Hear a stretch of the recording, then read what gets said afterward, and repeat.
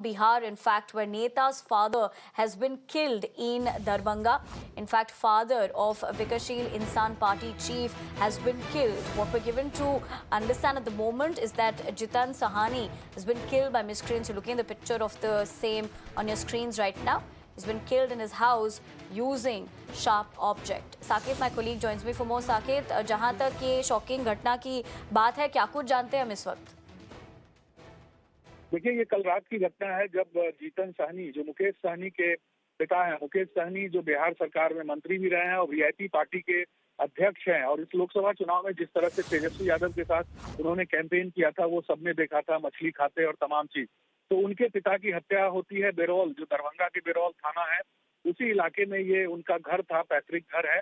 वहीं पर रात को कुछ अपराधी पहुंचते हैं और धारदार हथियार से उनकी हत्या कर देते हैं। अब सवाल उठता है कि हत्या के पीछे की क्या वजह है, क्या जैसा कि वहां के डीएसपी हैं वो उन्होंने बयान दिया है कि चोरी की नीयत से लोग घुसे थे उनके घर में और हत्या को अंजाम दे दिया। लेकिन सवाल उठता है कि आखिर इसके पीछे क्या सिर्फ चोरी एक वजह है या फिर कोई राजनीतिक रंजिश है या कोई और मामला है। ये तमाम ऐसा विषय है जिस पर अब जांच पुलिस करेगी, जांच के बाद चीजें साफ होगी। लेकिन सवाल निश्चित तौर पर लॉ एंड ऑर्डर पर उठा है। बिहार में लगातार हत्याएं हो रही है और जब इतने बड़े नेता के पिता की हत्या हो जाती है तो सवाल तो उठना और भी लाजमी हो जाता है। अब देखना होगा पुलिस इस पर किस तरह से एक्शन करती है। एसआईटी गठित कर दी गई है। जो सिटी एसपी है दरभंगा काम्या मिश्रा, उनके नेतृत्व में एक एसआईटी का गठन हुआ है।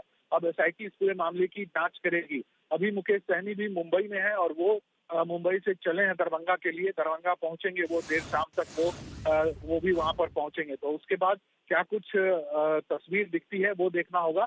लेकिन पुलिस फिलहाल इस मामले की जांच में जुटी है और जल्द अपराधियों को पकड़ने का दावा करती है। जी। Then like, share and subscribe to ET Now.